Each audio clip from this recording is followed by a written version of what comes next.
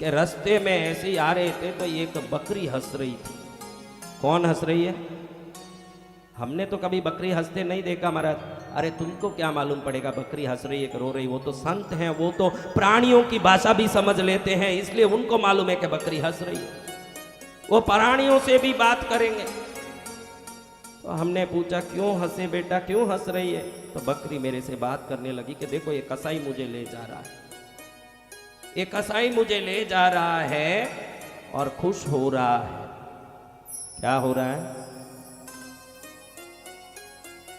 मैंने पूछा इसमें क्या है? तो इसका काम है ये मार रहा है। तो बकरी ने बोला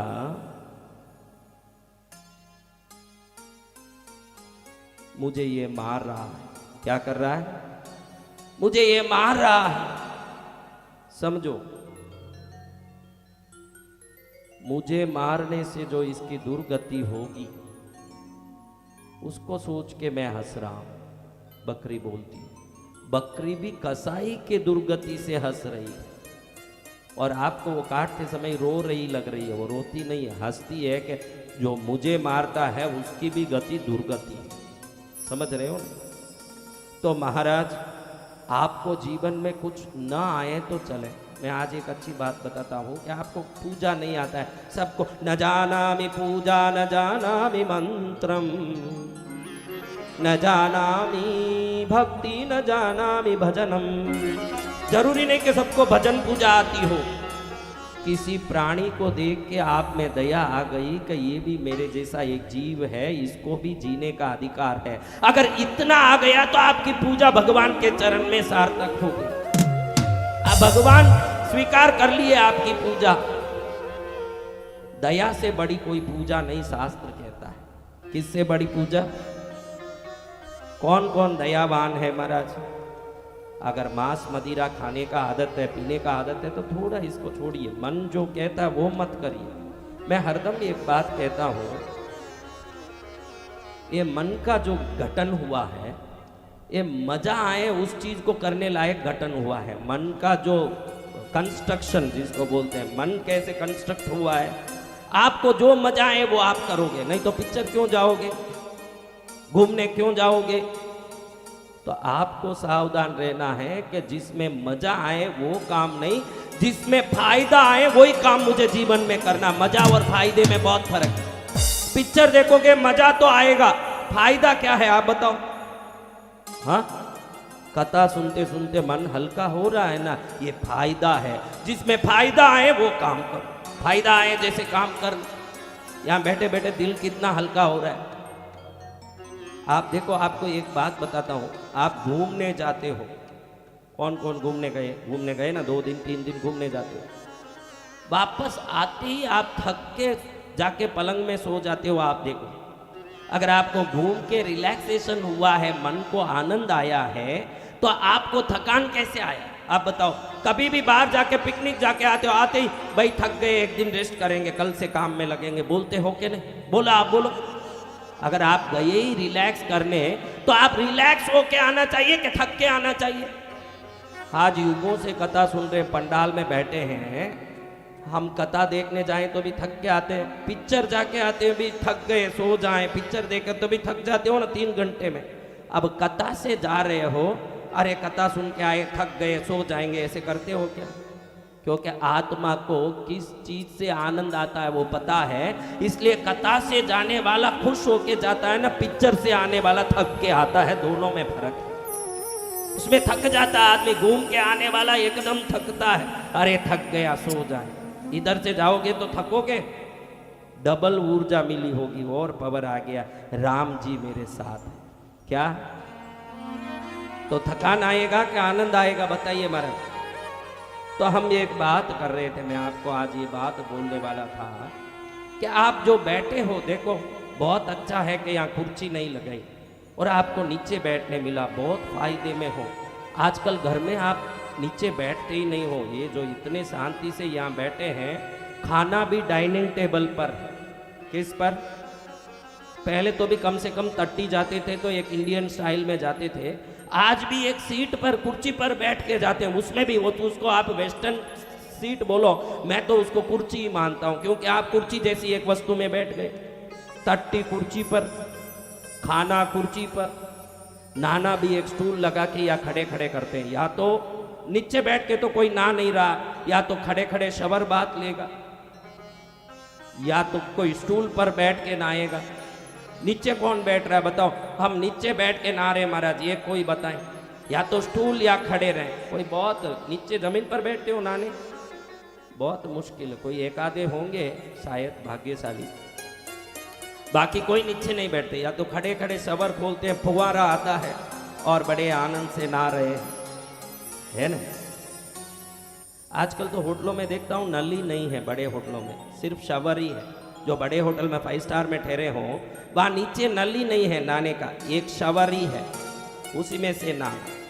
आपको मैं बताऊं कि आप कब बलवान बनते हो। ये धरती में जितने खनिज पदार्थ है, ये धरती में गोल्ड है। ये धरती में क्या है? गोल्ड कहाँ से निकलता है महाराज? कॉपर कहाँ से निकलता है? ब्रॉस कहाँ से निकलता है? ब्रॉन्ज कहाँ से निकलता है? क्वार्ट्स कहाँ से निकलता है? हाँ, फॉस्फोरस कहाँ से निकलता है? दुनिया के सभी खनिज पदार्थ धरती में है। धरती से बड़ा शक्तिशाली तीनों लोकों में कोई जगह नहीं है। इसलिए करंट में हाथ डालो ना, धरती में पैर हो तो शॉक मारता है। अगर बीच में एक तख्ती रख दो, अपने लकड़ी की तख्ती, आपको शॉक नहीं मारेगा। ये शॉक करंट से मारता होता तो लकड़ी रखने के बाद भी मारना चाहिए ना। तो ये धरती को पैर टच करो तो क्यों शॉक मारता? क्योंकि धरती के खनिज पदार्थ में वो ताकत है जो विद्युत को खींच सकता है, वरना आप विद्युत को नहीं खींच सकते। बीच में एक लकड़ी डाल दो, आपको शॉक मारता है क्या? लकड़ी पैरों में हो शॉक नहीं मारेगा, क्योंकि ये खनिज पदार्थ में वो ताकत है जो शक्ति को खींच सकती है। तो जब भी भोजन करते हो आप जमीन पर बैठ करके, बढ़िया एक आसन लगा करके जमीन पर बैठ के भोजन करोगे तो आपकी रीढ़ की हड्डी के एंड में मूलाधार चक्र है। क्या चक्र है? वो है ही पृथ्वी चक्र है, उसका नाम ही पृथ्वी चक्र ही है। यर्त चक्रा बोलते हैं इंग्लिश में। और आप यर्त चक्रा को यर्त से टच ही नहीं करे बगैर खाओगे तो वही खाना हजम नहीं करता है, बेहजमी होती है। फिर सुबह उठ करके से बैठे हैं साहब, मैं पूछता हूँ क्यों रो रहे हो? क्यों भाई पेट पकड़ के चिल्ला रहे हो? वो चिल्ला रहा है, हे प्रभु, हे नानक जी, या तो मेरा प्राण निकाल दो या कल रात में खाया हुआ नान निकाल दो। क्या निकालना है? क्या निकालना है? या तो प्राण निकालो या मेरा पेट में फंसा हुआ नान निकालो। वो बेहजमी इनडाइजेशन कैसे होता है? क्योंकि आप भोजन के समय पृथ्वी से टच नहीं होते हो। पुराने जमाने में इसीलिए मट्टी की हंडियों में भोजन बनाते थे। वो पागल नहीं थे, वो मट्टी की हंडी, मट्टी पृथ्वी से निकलती है और उसमें पृथ्वी तत्व होने से आप कहीं भी बैठ के भोजन करोगे तो भी उसमें बने हुए भोजन में पृथ्वी तत्व का अंश आ जाएगा, तो खाते समय हजम अच्छा सा होगा। पहले जमाने में अरबोपति राजाओं के भोजनशाला में भी मिट्टी की हंडी से ही भोजन तो बनती, खाते भले सोने की थाली में, बनती मिट्टी के पात्रों।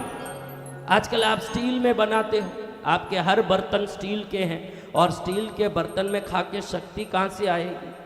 बर्तन जो रसोई बनते हैं, दाल सब्जी, ये सब मिट्टी के बर्तन होना चाहिए। अगर मिट्टी के बर्तन में भोजन बनाते हो तो आप एक साल में देखोगे जो घड़ी घड़ी सर्दी लगती थी, घड़ी घड़ी खांसी आती थी, घड़ी घड़ी जो छोटी मोटी बीमारी आती थी, मिट्टी के बर्तन में रसोई बनाने वाले को बहुत अच्छे से इम्यूनिटी पावर आ जाती है, उसके बाद शरीर में छोटी मोटी बीमारी आती है। इसलिए ये सब में तत्व है।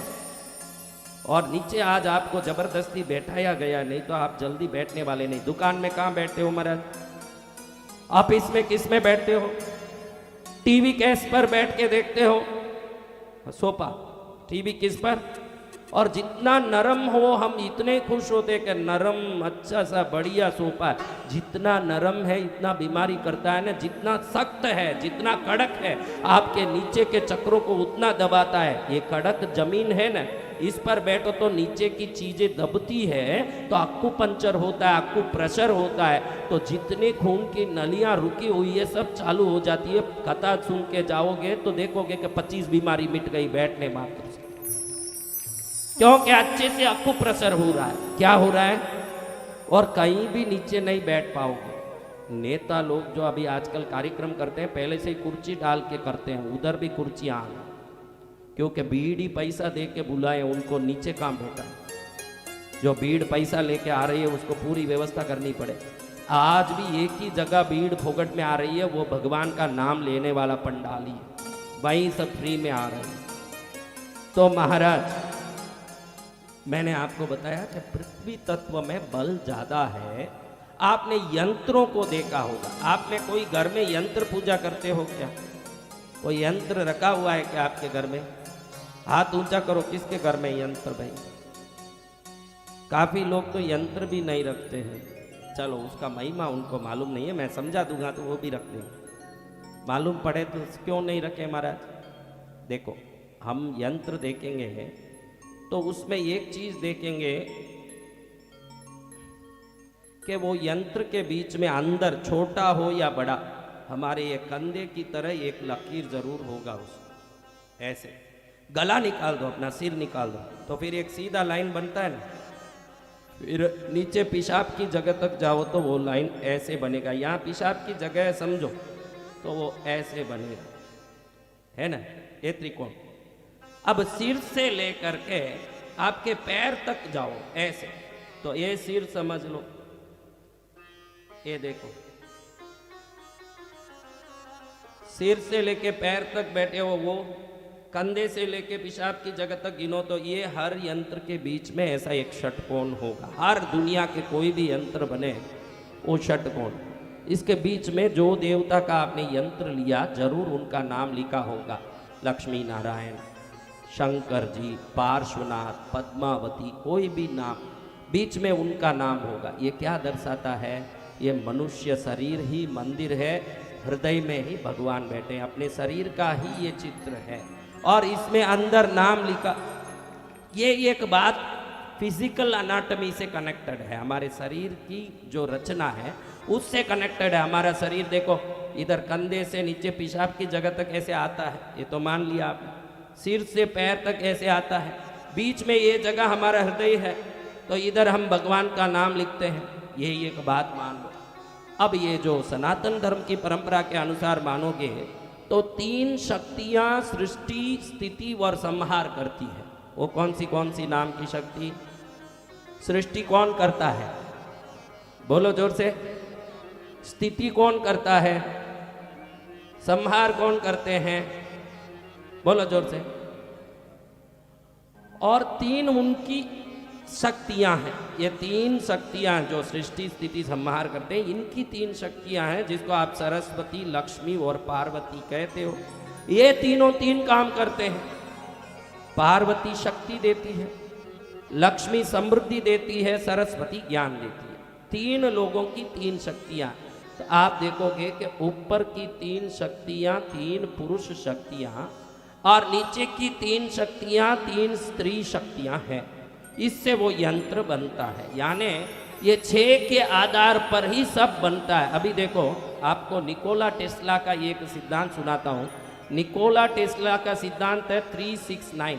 आप जरूर एक बार आज घर जाने के बाद 5 मिनट टाइम मिले तो निकोला टेस्ला ऐसे टाइप करना। उसने ही ये जो थॉमस अल्वा एडिसन ने जो बिजली बनाई, उसका एसी करंट तो निकोला टेस्ला नहीं बनाया। थॉमस अल्वा एडिसन ने तो डीसी करंट ही आविष्कार किया था, उसने असली आविष्कार किया नहीं। इसको नौकर बना के पूरी चीज इससे करवाई उसने। वो 3, 6, 9 पर पूरा विश्वास करता था। हर काम 3, 6, 9 के आधार पर करता था। ये 3, 6, 9 के अंक में ही पूरी दुनिया की दैविकता छुपी हुई है। इसी आधार पर भारत के सभी यंत्र बनते हैं। जितने भी यंत्र बने, इसमें देखो 6 है। ये 6 को बनाने के लिए हमने एक 3 बनाया, त्रिकोण। त्रिकोण के बाद षटकोण बना। इस षटकोण को और त्रिकोण को जोड़ोगे तो 9 आएगा।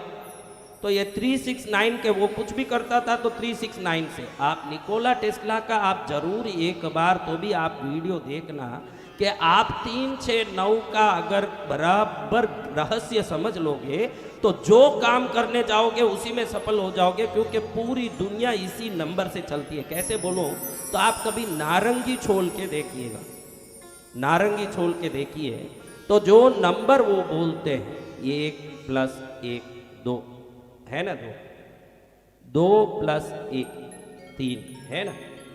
फिर 3 + 2, 3 + 2, देखिए इधर जो पहले है इधर बाद में, चुप के समझा रहा हूँ, थोड़ा सा अपना टॉपिक ये नहीं है फिर भी समझा रहा हूँ। और 3 + 5 8, 5 + 8 13।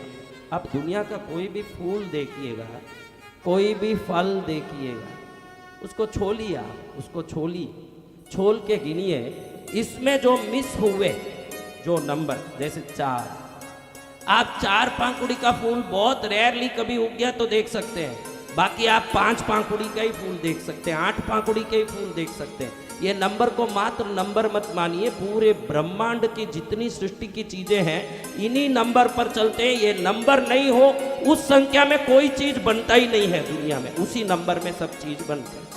ये 369 का गेम बोलते हैं, इसको जो बराबर समझ लेता है इस नंबर को पकड़ के मन चाहा काम करता है। अगर हो सका तो मैं कल परसों इस नंबर की रहस्य को मैं खुद ही समझाने की कोशिश करूंगा, क्योंकि आप इतना वीडियो देख के समझ पाओगे मुझे तो लगा नहीं, क्यों आप इस बात को जानते ही नहीं हो तो उसको समझना आपके लिए कठिन है।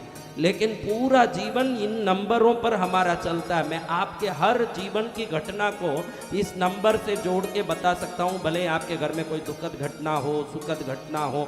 आपके आज की तारीख में देखिए, आज रेवती नक्षत्र है, उदाहरण के लिए बोलता हूँ कि आज रेवती नक्षत्र है, इस नक्षत्र का नंबर देख करके रंग देखोगे और 369 को जोड़ोगे तो आज आप पहने हुए कपड़े, ये विभिन्न ड्रेस दिखेंगे आपको।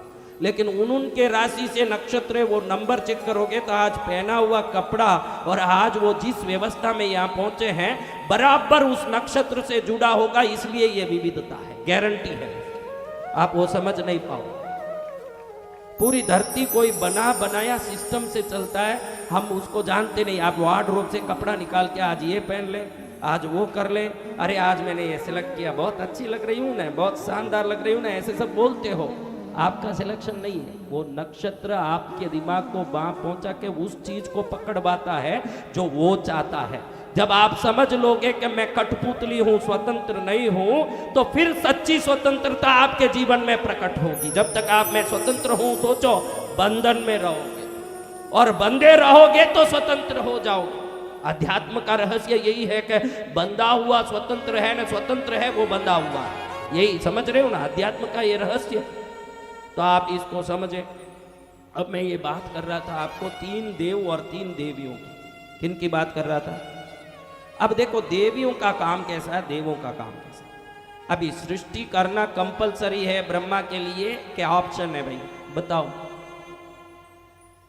जोशी जी, सृष्टि करना ब्रह्मा के लिए कंपलसरी है क्या ऑप्शन है? पालन करना विष्णु के लिए कंपलसरी है क्या ऑप्शन है? संहार करना शिव के लिए कंपलसरी है क्या ऑप्शन है? बोलो आप एक बार बोलो, मैं सबको पूछ रहा हूं, आप मुंह मत देखो। सृष्टि करना ब्रह्मा के लिए कंपलसरी है क्या ऑप्शन है? संहार करना शंकर के लिए कंपलसरी है क्या ऑप्शन है? पालन करना विष्णु के लिए कंपलसरी है क्या ऑप्शन है? अच्छा, धन देना लक्ष्मी के लिए कंपलसरी है क्या ऑप्शन है? बताओ। आज तक आपने सोचा नहीं होगा तीनों देवियों का काम ऑप्शन है ना, तीनों देवों का काम कंपलसरी है।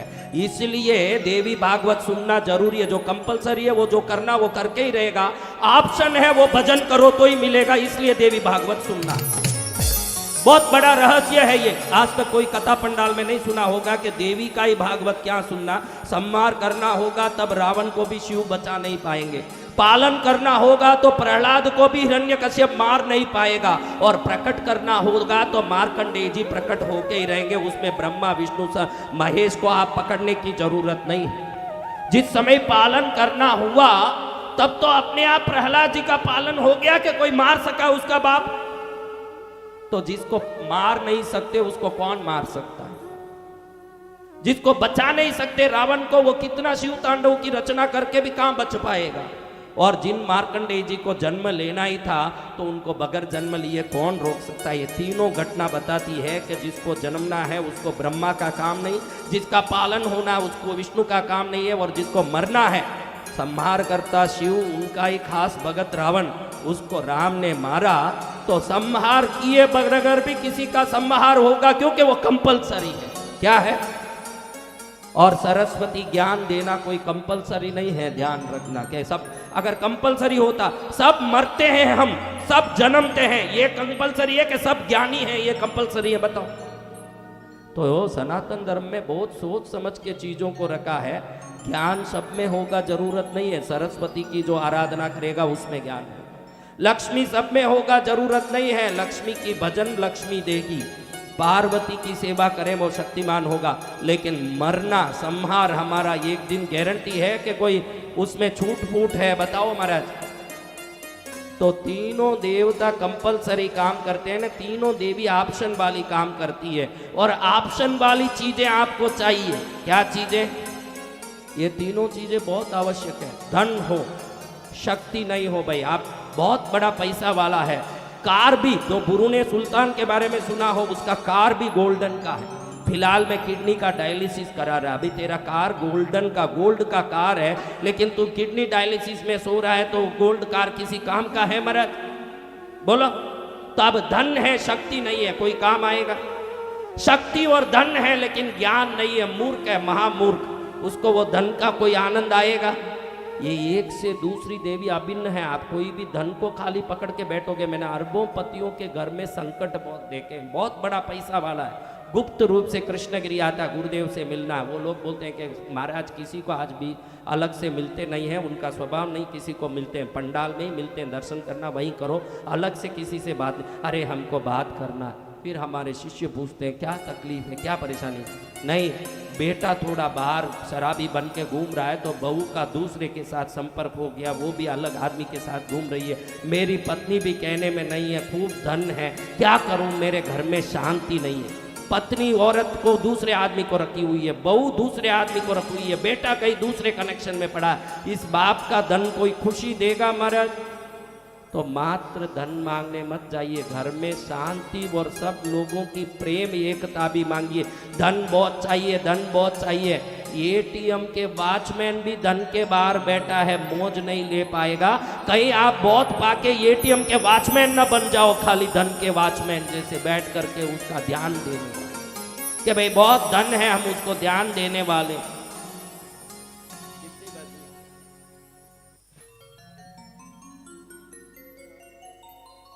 तो महाराज आज हमको मालूम पड़ा कि देवता तो कंपलसरी काम कर रहे हैं।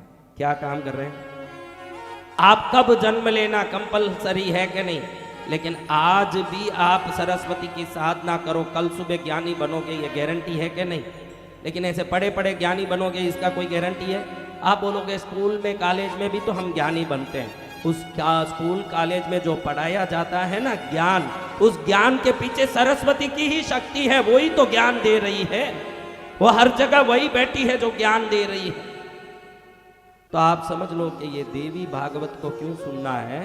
ये सुनते सुनते ये तीनों देवी की कृपा हो गई। समृद्धि देने वाली महालक्ष्मी, शक्ति देने वाली महाकाली और ज्ञान देने वाली महासरस्वती हमारे देवी भागवत से प्रसन्न हो गई।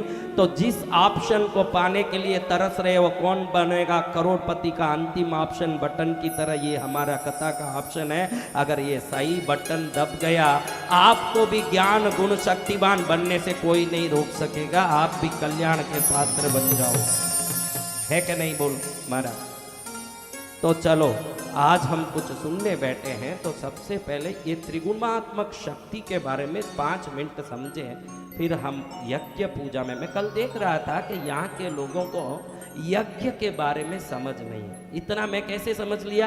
क्योंकि वो बीच बीच के उठ के जा रहे थे यज्ञ के समय। कथा में कोई नहीं उठे, लेकिन यज्ञ से उठ रहे थे। उनको लगा कि कोई मंत्र बोल रहे पंडित जी और धुआं निकल रहा है, उसमें हमारा क्या है। इस तीनों लोकों में जिसने जो भी प्राप्त किया, इतना क्यों, दशरथ ने जो राम लक्ष्मण भरत शत्रुघ्न को प्राप्त किया, वो भी यज्ञ कुंड में आए हुए यज्ञ पुरुष के दिए हुए स्वर्ण पात्र के अमृत को पी के ही प्रकट हुए। वो यज्ञ से ही संभव हुआ। यज्ञ में देवता बैठे हैं और वो देवता मुझ पर कृपा कर रहे हैं, ये विश्वास आ जाए। क्योंकि अग्नि के बगैर किसी जगह पर देवताओं की स्थिति नहीं होती। देवता अग्नि में ही आते हैं। किस में आते हैं? इसीलिए अग्नि पूजा हमारे इस भारत की परंपरा में पहले से रही, क्योंकि कोटि सूर्य के समान तेजस्वी देवता दूसरे किसी में प्रवेश नहीं कर सकते। भाई हाथी घुसना हो तो हाथी घुस सके उतनी जगह हो तो ही हाथी घुसेगी ना महाराज। तो देवता जिसमें घुस सके उसी में देवता घुसेंगे। आपको आज एक बात बता दूं तो अग्नि का आपको बराबर समझ पड़ जाएगा।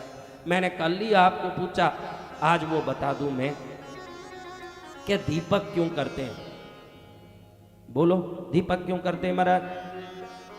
கொஞ்சம் மெதுவா பண்ண வேண்டியது, நான் வந்து மெதுவா சேர போறேன், ஒரு 10-15 நிமிஷத்துல சேருவேன், அதுக்கு முன்னாடி ஏதாவது பண்ணாதீங்க, शांतमा இருக்க வேண்டியது।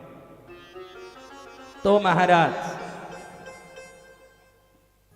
क्यों दीपक करते हैं? किस किस के घर में दीपक जलता है? वो खाली हाथ, हमारे घर में दीपक जलता है महाराज। लाख लाख दीपों से तुझको मनाऊं। कितने दीपकों से, कितने दीपकों से मनाऊं महाराज? और कृष्णगिरी से YouTube देखने वाले भाग्यशालियों का भाग्य जगने वाला है संजय जोशी। कैसे भाग्य जगेगा? हमारे मोदी जी ने फिलहाल एक स्थान में बहुत बड़ा दिव्य निर्माण करवा के उस स्थान को जाज्वल्यमान किया। वो स्थान है काशी स्थित विश्वनाथ भगवान का मंदिर। हाँ, प्रधानमंत्री हो तो ऐसा हो जो उस देश के आश्रित धार्मिक लोगों की धर्म की आस्था का भी इज्जत कर सके, उनके धर्म की आस्था का भी थोड़ा सा संबल ले सके। चलो अच्छा, देखो देवों का शरीर जो है एक अग्नि तत्व से बना है। किससे बना है? हमारा शरीर हड्डी मांस से बना है। हड्डी मांस के ऊपर चमड़ा ढक दिया हमारे शरीर में। अब आप रोटी डालते हो, खाना डालते हो, अंदर जाता है, पचता है, और ये खाना खून बनता है, वीर्य बनता है, मज्जा बनता है, आपका बनता है ना, आपका गाड़ी चलता है। अब देवताओं के शरीर में ना हड्डी है, ना मांस है, ना चमड़ा है, ना नस है, कुछ भी है। तो इनके शरीर से देखोगे तो आपने कैलेंडर में देखा होगा कि हर देवताओं को देखो तो कैलेंडर में पीछे एक रोशनी दिखाई है उनके शरीर में। देखा रोशनी? अब ऐसे रोशनी निकलती है। अब देखो कोई भी ट्यूब लाइट में रोशनी निकलती है तो उसका लाइफ खत्म होता जाता है कि वैसे ही रहेगा? बोलो महाराज, आज मौन छठ है क्या? मौन व्रत है आपका? नहीं, आपने सोगन लिया पति को ही डांटेंगे और कई बात नहीं करेंगे, पति को ही डांटने का व्रत लिया हुआ है। तो महाराज मैं आपको पूछता हूं कि पानी को गर्म करते हो वो भाप बनता है, तो पानी का लेवल वैसे ही रहेगा कि जैसे जैसे भाप बनता है पानी कम पड़ेगा? तो आपको बता दूं कि देवों के शरीर की रोशनी निकलती जाती है तो ये देवों की आयु भी समाप्त हो जाती है। अभी जो शिव हैं ये कितनवे शिव हैं? शिव पुराण में बताया। ब्रह्मा कितने युग के बाद बदल जाते, दूसरे ब्रह्मा आते हैं। विष्णु कितने युग के बाद बदलते, दूसरे विष्णु आते। क्यों? जब ये रोशनी खत्म होगी देवों की आयु भी खत्म होगी। वो अमर हैं, लेकिन अमर का अर्थ है कि अमर नहीं है, लंबे आयु वाले, लाखों करोड़ों युग वाले। लेकिन एक समय आएगा कि उनको भी जाना पड़ेगा। लेकिन समझो कि भाई कार चला रहे हो, पेट्रोल खत्म हो गया, कार क्या होगा? अगर वापस पेट्रोल डाल दिया तो चलेगा। तो हमारे ऋषि मुनियों ने सोचा कि ये जो रोशनी निकल रही है, इस रोशनी को अगर वापस प्रकट हो जैसे कर दे। अगर ये रोशनी निकल रही है, ये खत्म होने से ही तो देवता मरते हैं। आपने लघु संग्रहणी रत्नम नाम का शास्त्र पढ़ा हो तो उसमें लिखा है कि भाई 6 महीने पहले जैसे ही देवता का शरीर छूटने वाला है, उसके 6 महीने पहले फीस गया बल्ब की तरह उनके शरीर से रोशनी खत्म हो जाती है। उससे उनको मालूम पड़ जाता है कि अभी मेरा उम्र, तब वो रोने लगते हैं, बिलापने लगते हैं, चिल्लाने लगते हैं। इसके बारे में लघु संग्रहणी रत्नम, इस ग्रंथ में देवों की आयु, देवों की स्थिति, देवों की शक्ति, इसके बारे में बताया। मैं कई बार बोलता हूँ कि आपके पंजाब में भी कई लोगों को देवता आते होंगे, ऐसे आते हैं क्या? मैं कई बार बोलता हूँ कि आप शास्त्रों को देख के चलिए, ये शरीर में आने वाले देवताओं को देख के मत चलिए।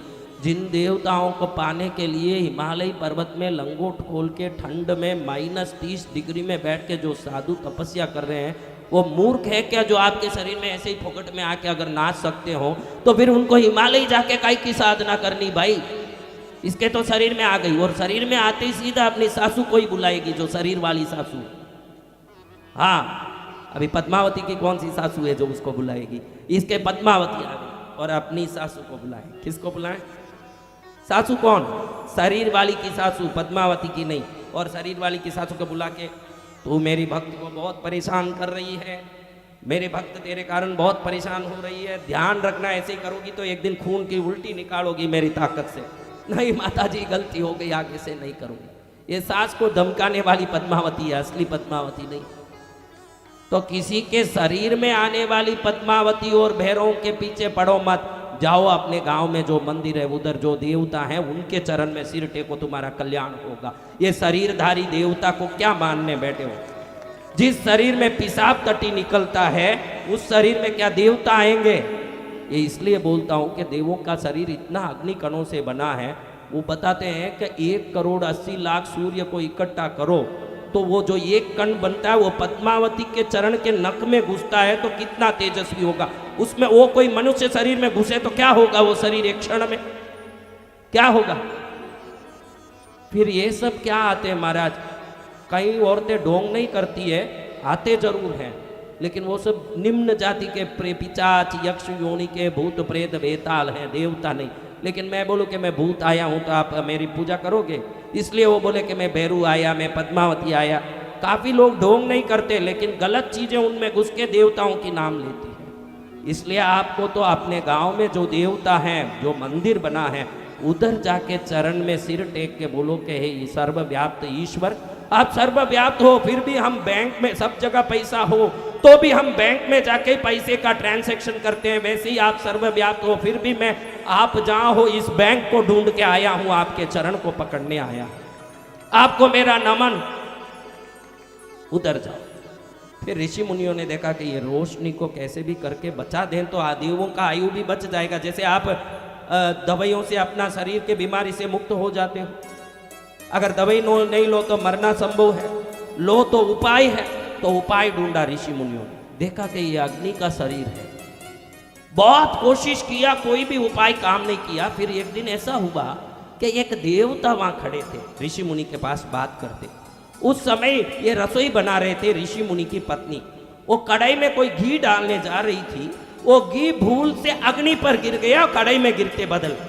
तो जैसे ही अग्नि में गिरा घी, वो अग्नि जल घी को खींचने लगा तो सामने खड़े हुए देवता के शरीर में अचानक जोर जोर से चिंगारियां निकलने लगी। तो ऋषि पास में खड़े देखे कि क्या हुआ इस देव के शरीर में, ये रोशनी जोर से चिंगारी क्यों मार रही है? तो नीचे देखा तो उस अग्नि में घी पड़ा। ये घी जो अग्नि में गिरा, ये अग्नि में गिरा हुआ घी जो धुआं बन के निकला, ये धुआं उन देवों के शरीर में आते उनकी शरीर की रोशनी अपने आप बढ़ने लगी। फिर हमारे ऋषि मुनियों को मालूम पड़ा कि अग्नि में घी डाल के जिनके ऊपर देवों पर ये धुआं डाल दिया जाए उनके शरीर में ये रोशनी बढ़ जाती है, लेकिन ये अग्नि से ही होती है। तो अग्नि देव को प्रार्थना किया, आज से आपका काम रहेगा कि जिन देवों का नाम लेके हम अग्नि में घी डालेंगे उन तक शक्ति पहुंचाना, क्योंकि देवता तो बहुत सारे हैं, हम किसको पहुंचाएं किसको नहीं पहुंचाएं, नाम हम लेंगे, पहुंचाने का काम आप करना। तो अग्निदेव ने बोला, मैं तो जहां यज्ञ कुंड होगा उसमें खड़ा रहूंगा, मैं कैसे पहुंचाऊं? तो अग्नि ने खुद ही समाधान बताया, क्योंकि परोपकार का काम है, अच्छा काम है। तो अग्निदेव ने बताया, मेरी पत्नियां 2 हैं। कितनी है? पहली पत्नी स्वाहा देवी, उसका नाम क्या है? दूसरी स्वदा। तो अग्निदेव ने कहा, मेरी स्वाहा देवी देवों को पहुंचाया करेगी। तुम जब भी स्वाहा जोड़ के किसी देव का नाम लोगे, मेरी पत्नी समझ जाएगी कि इन तक पहुंचाना है, मैं यज्ञ कुंड में खड़ा रहूंगा, वो पहुंचाने का काम करेगा। आज आपको मालूम पड़ेगा कि हम यज्ञ कुंड में अग्नि जला के ओम गणपतये स्वाहा बोलते हैं तो गणपति तक ये स्वाहा देवी ये शक्ति पहुंचा, ऐसे बोल के हम घी डालते हैं तो ये अग्नि में पड़ा हुआ घी की शक्ति को गणपति तक पहुंचाएं। तो गणपति देखे कि जो शक्ति मेरे शरीर से प्रकाश के रूप में घट रही थी, ये मनुष्य लोक के लोगों ने उस शक्ति को बढ़ाया, तो जो शक्ति मैं नहीं बढ़ा सकता उसको ये मनुष्यों ने बढ़ाया। तो ये जो शक्ति नहीं पा सकते वो धन दौलत इनको देके इनको खुश करो, आदान प्रदान की शक्ति बनी। जब ये देवताओं की जो यज्ञ है हर आदमी नहीं कर सकता हो, देखो आप सब यज्ञ कर सकोगे? बोलो कर सकोगे? तो आपके लिए दीपक का विधान बनाया। यज्ञ में देखो नीचे अग्नि, ऊपर से घी डालते हैं। दीपक में देखो नीचे घी, ऊपर से अग्नि जलाते हैं। ओढ़ के सो तो क्या, सो के ओढ़ो तो क्या। सोना मतलब है, ओढ़ना मतलब है।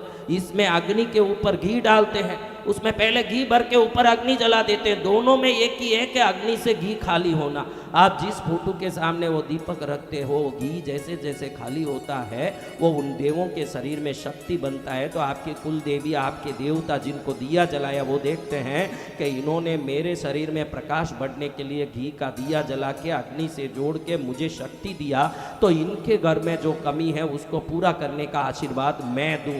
ऐसे आपको आशीर्वाद देने का काम देवता दीपक से करते हैं।